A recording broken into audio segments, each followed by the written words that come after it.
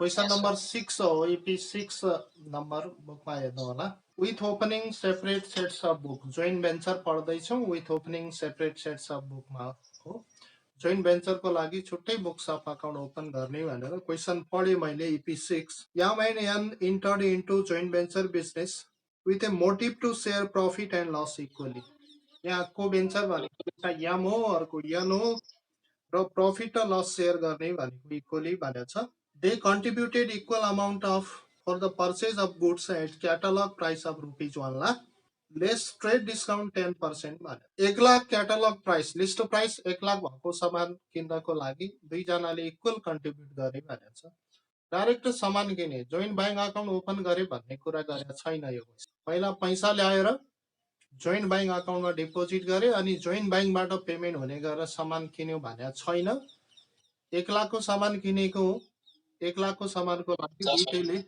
Equal amount contribute गरे भनेको छ र 1 लाखको सामानमा चाहिँ डिस्काउन्ट चाहिँ 10% हो भनेको छ क्याटलग प्राइस भनेको लिस्ट प्राइस हो लिस्ट प्राइसमा 10% डिस्काउन्ट भन्यो भने 90,000 को सामान किन्नु पर्ने भयो 10% डिस्काउन्टले 1 लाखबाट 10,000 घटायो भने 90,000 90,000 को सामान किन्यो भने 45,000 चाहिँ यामले कन्ट्रिब्युट गर्ने भयो र 45,000 चाहिँ यानले कन्ट्रिब्युट गर्ने भयो Yam paid ₹10,000 for carriage and packing यमले 10,000 चाहिँ क्यारिज र प्याकिङको लागि खर्च गर्यो Yan sold 80% of goods for ₹1,12,000 जति सामान थियो त्यो सामान मध्ये 80% सामान यनले सेल गर्यो 1,12,000 मा Yan retain remaining goods at the value of gift similar percentage of profit on total cost original cost plus proportionate carriage and packing expenses यहाँनिर हामीले के बुझ्नु पर्यो भने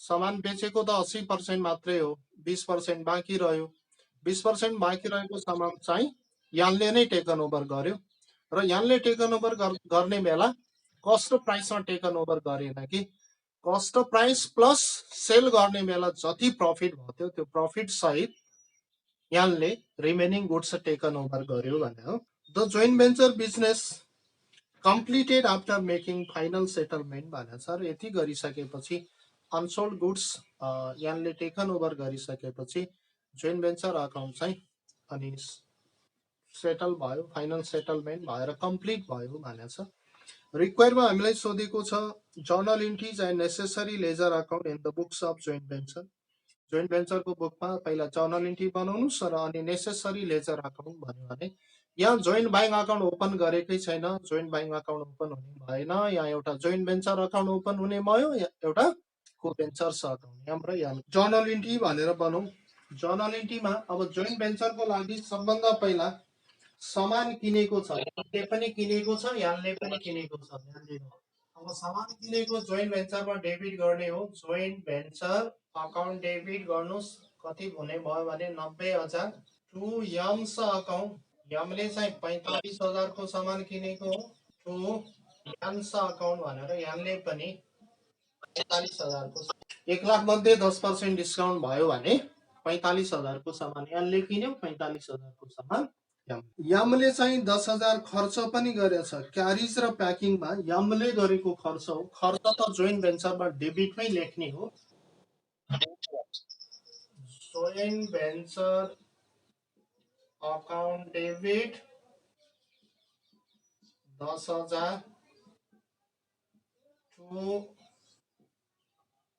यम्स अकाउन्ट भनेर 10,000 हुनु पर्यो क्यारिज र प्याकिङ एक्सपेन्सेस पेमेन्ट गरेको हो यमले 80% गुड्स सेल गर्यो भन्यो भने कतिको सेल गर्यो 1,12,000 भन्यो भने सेल गर्यो भने कसले सेल गरेको यनले सेल गरेको यनले सेल गर्यो भने यन यान्स अकाउन्ट डेबिट कतिमा सेल गरेको 1,12,000 मा सेल गर्यो भने इन्कम हो टु जोइन्ट भेन्चर अकाउन्ट अब यो सेल गरेको सामान भनेको 80,000 को मात्रै हो सरी सेल गरेको सामान भनेको 80% मात्रै 20% लाई टेकन ओभर गरेको फेरि यानले नै हो टेकन ओभर गर्यो भने फेरि के भन्नु पर्यो भने यान्स अकाउन्ट डेबिट नै भन्नु पर्यो जोइन्ट भेन्चर अकाउन्ट नै भन्नु पर्यो अब हेर्नुहोस् टेकन ओभर गरेको यहाँ सानो वर्किङ नोट बनाउनुहोस्, यसैमा हो तपाईँलाई कन्फ्युजन भएको।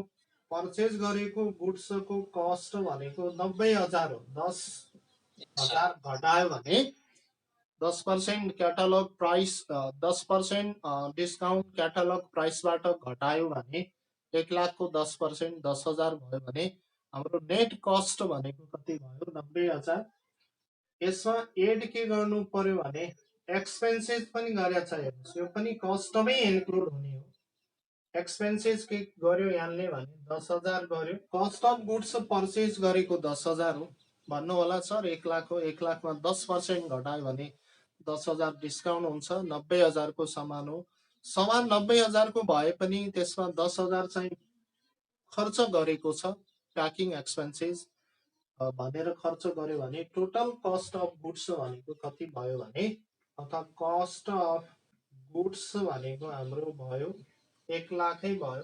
1 लाखमा लेस गरिदिनुहुन्छ तपाईँ, सेल गरेको लेस गर्नुहुन्छ भने सेल्स 80% अफ 1 लाख गर्नुहुन्छ भने 80,000 सेल गरेको र अब रिमेनिङ गुड्सको कुरा गर्नुहुन्छ भने 20,000 मात्रै बाँकी रहेको हो।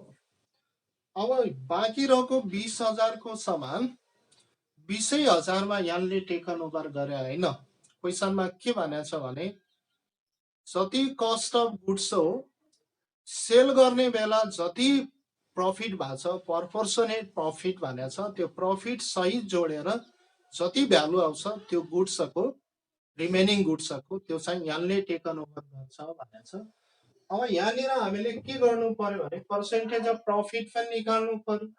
कसरी निकाल्नु पर्यो भने पर्सेन्टेज अफ प्रफिट कसरी निकाल्नु पर्यो भने हाम्रो कस्ट अफ गुड्स भनेको 1 लाख भए पनि सेल गरेको कस्ट भनेको गुड्सको 80,000 मात्रै हो। अब 80,000 को समान सेल गरेको 1,12,000 मा हो भने यहाँ प्रफिट कति हुन्छ भनेर निकाल्नु पर्यो। प्रफिट भनेको 1,12,000 माइनस कस्ट अफ गुड्स भने 80,000 हो। हेर्नुहुन्छ भने यहाँ प्रफिट भयो रुपिज 32,000, 32,000 प्रफिट भएर रहेछ। अब यहाँनिर कन्फ्युजन नहुनुहोस्, सेल गरेको गुड्सको कस्ट भनेको 80,000 हो।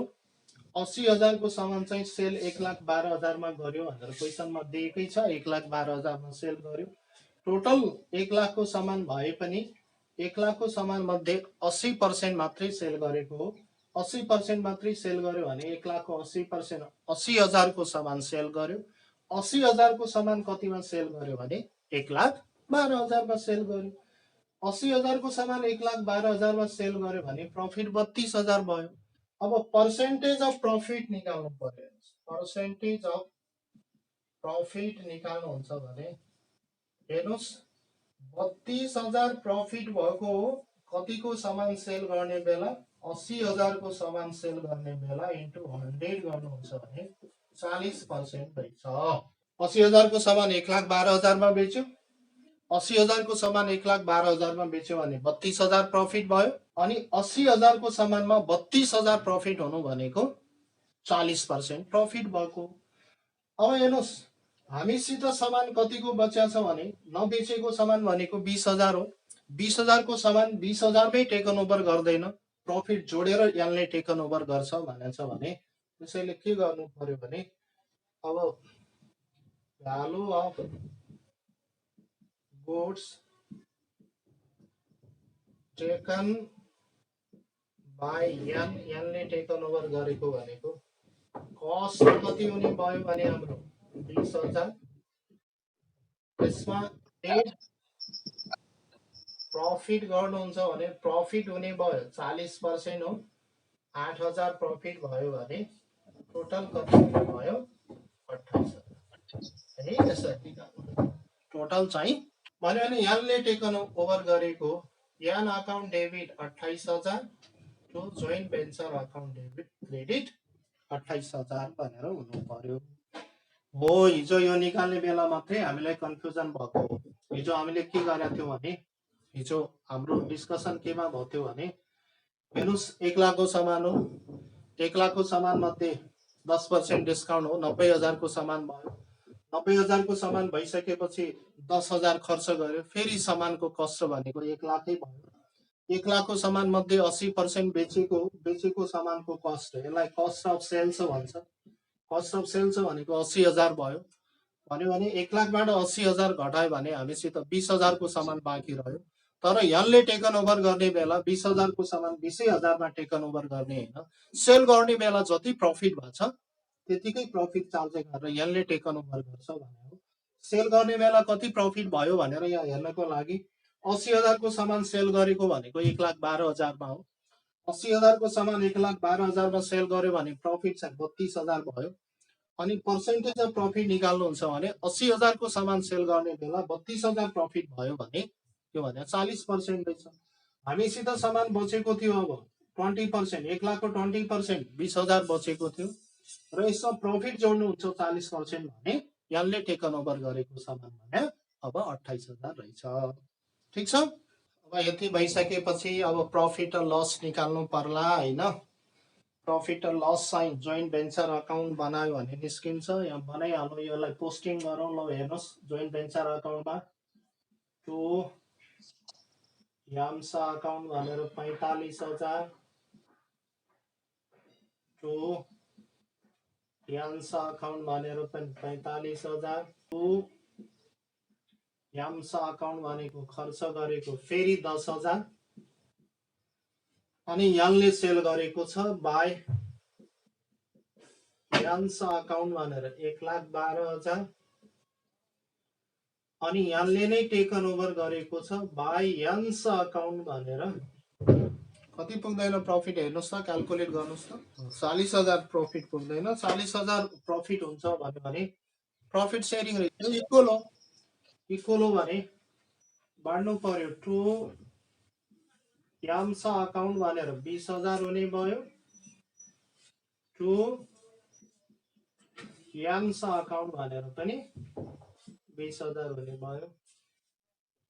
1,12,000 र 28,000 जोड्नुहुन्छ भने 1,40,000 भयो टोटलमा। यो पनि 1,40,000 टोटलमै भयो। अब यसको नि जर्नल इन्ट्री बनाइदिनुहोस्। जर्नल इन्ट्री बनाउने बेला जोइन्ट भेन्चर अकाउन्ट डेबिट ल venture account debit total 40,000 to याम्सा अकाउन्ट भनेर 20,000 याम्सा अकाउन्ट भनेर पनि। अब एउटा जर्नल इन्ट्री बाँकी रह्यो, फाइनल सेटलमेन्ट निकाल्नु पर्यो हैन। फाइनल सेटलमेन्ट निकाल्नलाई अब को भेन्चर्स अकाउन्ट बनाउनु पर्यो। अब यही जर्नल इन्ट्रीबाट पोस्टिङ गर्नुस्। हेर्नुस्, बाई जोइन्ट भेन्चर भनेर याममा 45,000, यानमा पनि 45,000, बाई जोइन्ट भेन्चर नै भनेर याममा मात्रै 10,000 छ नि त। टु जोइन्ट भेन्चर भनेर यानमा 1,12,000, टु जोइन्ट भेन्चर भनेर यानमै बाई जोइन्ट भेन्चर 20,000 याममा 20,000 यानमा भन्यो भने अब बैंकमा लेख्नु भन्दा पनि यनले यमलाई दिने हो। जसले दिनुपर्छ तिनीले दिनु पर्यो, लिनेर लिनु पर्यो भन्ने हुन्छ है त। सिधै यम र यम भनेर लेख्दिए हुन्छ। सबभन्दा पहिला यमको कुरा गरौँ त। यमको डेबिटमा पुग्दैन हैन, टु यान्स अकाउन्ट भनेर डाइरेक्ट लेख्दिए हुन्छ। 75,000 पुग्दैन। यहाँ बाई यान्स अकाउन्ट भनेर यानमा चाहिँ यान्स अकाउन्ट डेबिट 75,000 टु